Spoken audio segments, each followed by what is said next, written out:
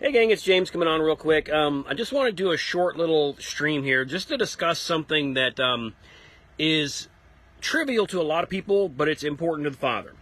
The reason I'm doing this is because I figure it's going to come up at some point anyway. Someone will ask me. Hasn't happened yet, but I'm sure it will at some point. With so many people starting to keep the Father's commandments and endeavoring to walk in holiness according to His standards, we're going to have situations come up where people keep Passover for the first time. Some of those people are going to be men. And this poses a problem for some guys, and we're just going to be totally honest about it, okay? Not every adult male has been circumcised, all right?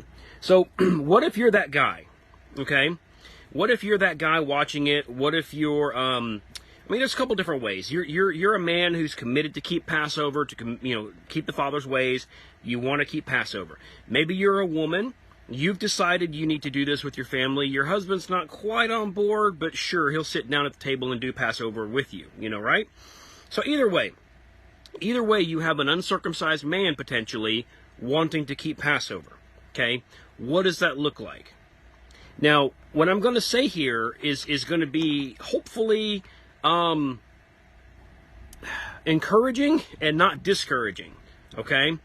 But when we look at the commandment for Passover does say specifically that any male that eats the Passover must be circumcised, all right? You can't get around that commandment. And the reason why I say that is because some people, and this bothers me, when they go to Passover, these are people that insist, oh, well, we shouldn't spiritualize the commandments. We need to actually keep them, right? Because Christianity likes to spiritualize everything so that they don't have to do it. But no, we're going to do it, okay? When it comes to Passover, people will spiritualize it. They'll say, oh, well, He was our Passover lamb, so therefore we're not going to eat lamb.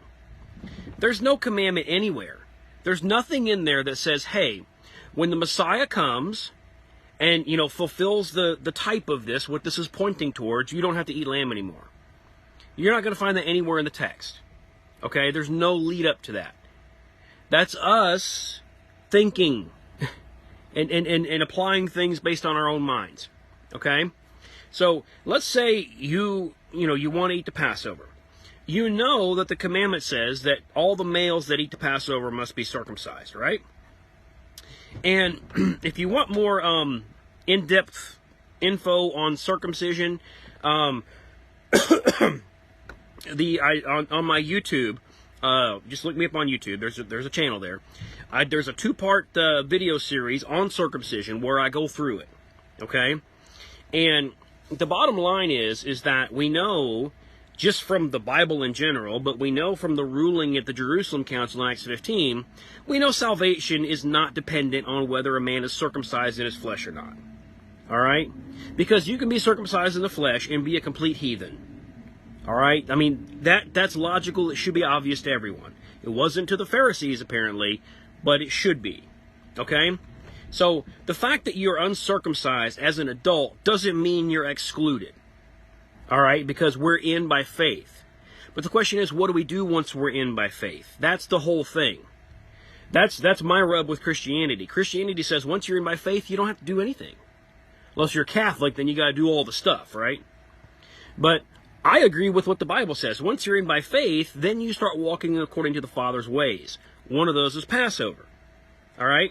So if you're an uncircumcised man walking into this, I want to make it really simple. Okay? Really simple. You cannot eat the Passover. Okay, you can't. Okay, now before you get discouraged, let's slow down. All right, let's go back to that very first Passover. Okay, well you've got Charlton Heston sitting there in the room, right? And let's say an Egyptian, an uncircumcised Egyptian, wants to come in because he sees what's going on. And he's like, wow, this Yahweh is legitimate. I want to come under His authority. Okay, so this uncircumcised male comes in, into Charlton Heston's house, right?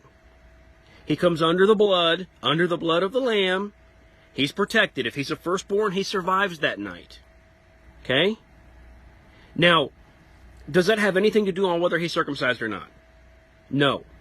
He can come under the blood of the lamb in an uncircumcised state. But what are we doing? We know that the reason why, and it doesn't explicitly say this, but if we think logically, the reason why you're required to be circumcised to eat the Passover, and this is after that first Passover, is because it has to do with entering into covenant with Yahweh.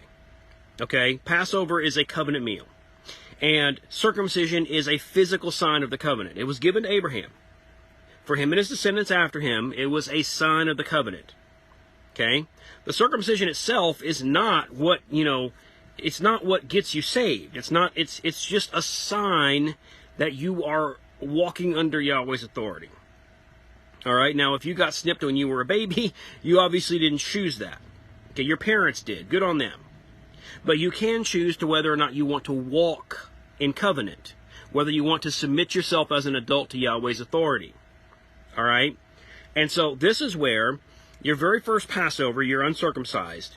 You can come under the blood of the Lamb. You can come into the house. You can be there. If you show up at somebody's house for Passover and your wife and kids go in and you're uncircumcised, you don't have to stay outside. You can come in the house. Okay? You can come under the blood. That's what that represents, coming in the house. You just can't actually eat the meal. Okay? Now, that's a bummer. I know. That's a bummer. Because lamb is delicious. All right? Now, the bitter herbs, not so much. But that's kind of the whole point, right? So, anyway, but what we're looking at here, if you are walking in covenant with the Father, okay, you will eventually, and this is what I talk about in the circumcision thing, you will eventually move towards getting circumcised. Okay? There's nothing, this is a big deal. For a grown man to be circumcised is a big deal. That's why it's not required right off the bat to get in the door. Okay? Titus wasn't compelled to be circumcised. Now, was he later? Maybe. And really all that means is, I think he was, but, compelled. That just means forced. You could say, even Titus wasn't compelled to be circumcised. Okay, what does that mean? We didn't force him to. You could look at it that way. Even Titus wasn't forced to be circumcised, which implies that maybe Titus was circumcised under his own free will. All right, because he wanted to. You can read the text that way, even though Christians don't like to do that, right? Galatians, right? So, in any case, you can come in and you can be there with the Passover with your family, friends, your loved ones, your community. Okay? But when you're in an uncircumcised state, you need to honor the terms of the covenant and not actually eat the meal. Okay? Now, if you decide that you want to partake of that meal at some point in the future because you realize what that meal represents covenantally with the Father, okay, and with the Son, ultimately, then you will be circumcised eventually. Okay? Now, where that ends up being in your journey, I don't know. Maybe it's the next year. Maybe it's 5 years down the road. I don't know. But just to be in the room for Passover, you do not have to be circumcised, only to eat of it. All right? So I just wanted to kind of put that out there to kind of put some guys' minds at ease, I do think that if you are, I know this is sensitive, but if you are an uncircumcised man and you're attending Passover in someone else's house or maybe a community Passover, you need, I feel like, anyway, if you don't eat of the meal, it should be obvious to people why, okay? But I think that depending on your relationship with the host, it would be a good idea to say, hey, here's why I'm not eating this. You know what I mean? Just so they understand. And if you're in a good crew of people, no one's going to judge you. No one's going to condemn you. Okay? Like, it's just dumb. If your parents didn't get you circumcised when you were a baby, that's not your fault. And now you're a grown man, and you're still not circumcised, that's not your fault. You don't need to feel any shame or any guilt over that. All right? Anyone can come and dine at the king's table. Everyone's invited. Now, do we get to stay at the king's table? That's kind of up to us, right? Are we the kind of people he wants to dine with? That's a whole other thing. But the invitation is extended to everyone, circumcised or not. All right, so I just wanted to kind of put people's mind at ease there. I don't know for sure if anybody in my sphere as an adult is uncircumcised. I don't ask. I don't check. You know what I mean? So if someone were to come to my house, or wherever we're eating Passover with me there, if we're assuming that they know the scriptures, okay? and I see them eat the Passover, I'm going to assume that they're circumcised. All right?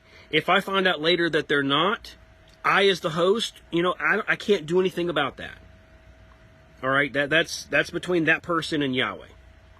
But I don't think that there's any reason for a person to feel shame if they show up at Passover and they just say, hey, look, I'm uncircumcised, I'm not going to eat it, but I am going to be here with my tribe. Okay? So, anyway, I just wanted to put that out there. Anyway, yeah, Passover is coming up, and so what I might do, I get so scattered on what I want to talk about. There's so much to talk about. But I think what I might do is put together a video teaching just kind of Passover 101, because there are a lot of people coming in, or I should say coming out, really, come out of her, right?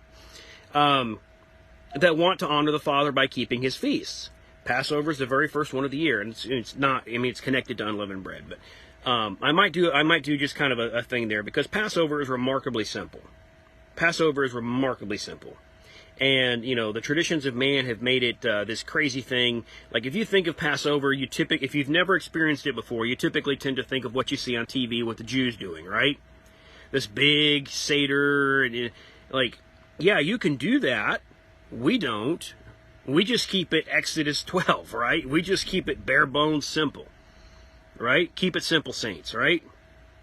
So anyway, I might do a video on that later. I don't know. But anyway, I love you guys. Thanks for tuning in. I hope you guys have a blessed rest of the week. Sabbath is coming up. And, yeah, shalom. Yahweh bless.